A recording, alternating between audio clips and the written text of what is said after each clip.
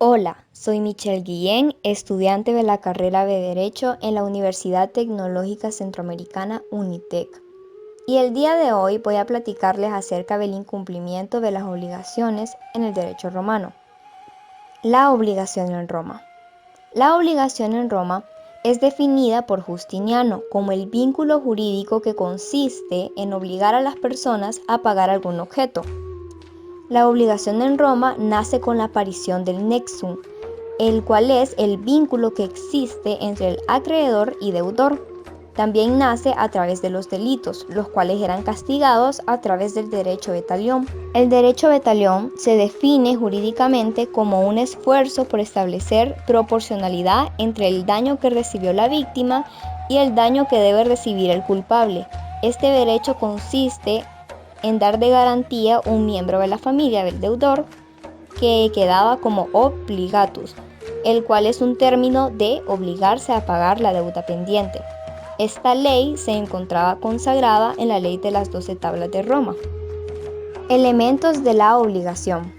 Hay dos. Número 1, sujeto activo, es decir, el acreedor, el cual es la persona a la que se le debe entregar el pago.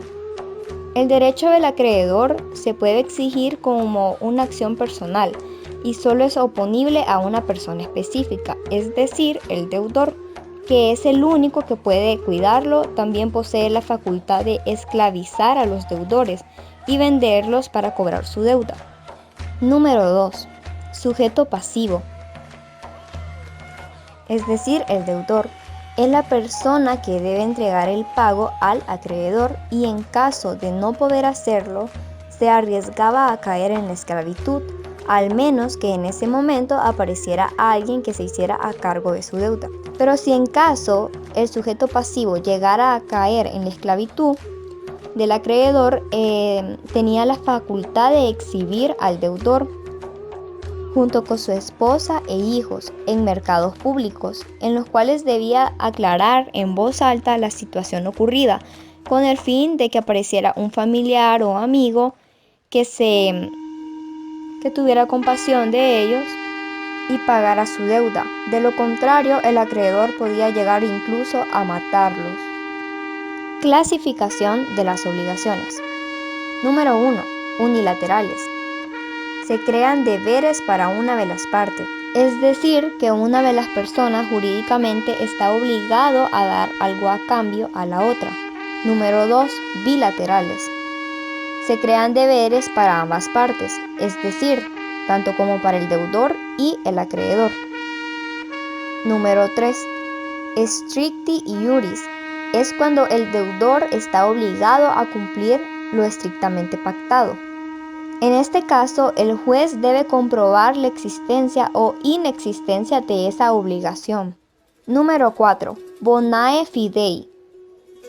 Es cuando el acreedor obliga al deudor a cumplir circunstancias especiales, no solamente lo pactado. Número 5. Las causales. Obligaciones llevadas a cabo en los negocios. Número 6. Las abstractas. Obligaciones sin referencia alguna, pero que se encargan de establecer deberes. Número 7. Civiles. En estas, el acreedor puede realizar alguna acción en caso de incumplimiento del deudor. Número 8. Naturales. No crean derechos. Número 9. Divisibles. Son las que se pueden dividir. Ejemplo, deudas por dinero. Número 10. Indivisibles. No se pueden dividir.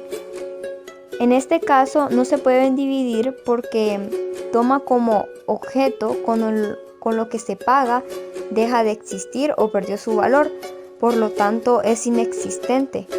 Entonces no pueden dividirse ya que no hay nada que dividir. Número 11. Las específicas. Es cuando el deudor está obligado a entregar una cosa determinada. En este caso se da porque el deudor debe un objeto específico. Y su importancia de esta manifestación se da sobre todo en caso de pérdida del objeto con fuerza mayor antes de la entrega. Es decir, que el pago debe ser el objeto que se había acordado. Número 11. Las genéricas.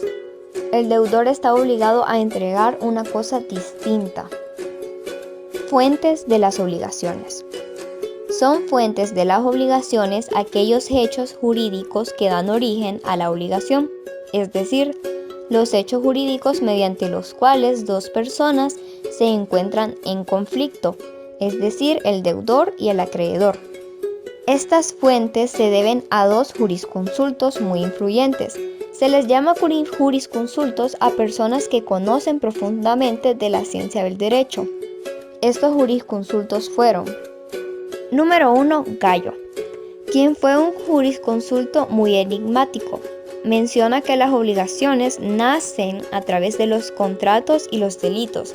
Se le llama así ya que no se conoce su nombre completo, solo se sabe que dedicó su vida a la docencia. Número 2, Justiniano, el cual fue un emperador del Imperio Romano. Justiniano mencionaba que las obligaciones surgen a través de los siguientes aspectos. Número 1, el contrato, el cual es un acuerdo entre varias personas. Número 2, el delito, que es un hecho humano que se castiga a través de la ley. Número 3, cuasi contrato. Es similar a los contratos, pero en este no existe un acuerdo de voluntades. Número 4, cuasi delito. Es la acción que daña a una persona pero sin intención de perjudicarla. Sanciones. Esto se da cuando el deudor cumple con su obligación antes de que éstas se extingan, pero si no lo hace, lo que es el incumplimiento de las obligaciones. Es decir, que si el deudor no paga su deuda, nace un incumplimiento. Los cuales son: número 1, que existe la posibilidad para cumplir la obligación. En este caso, si se llegara a tener la posibilidad, el acreedor puede solicitar que se cumpla con la obligación, más daños y ocasiones y prejuicios. Número 2, que no exista la posibilidad para cumplirla. En este caso es que no hay manera de pagar la deuda. Entonces el deudor podía defenderse a través del argumento de Celso, el cual quería decir: a lo imposible nadie está obligado. Es decir, no había manera de pagar la deuda. Espero les haya gustado y muchas gracias por su atención.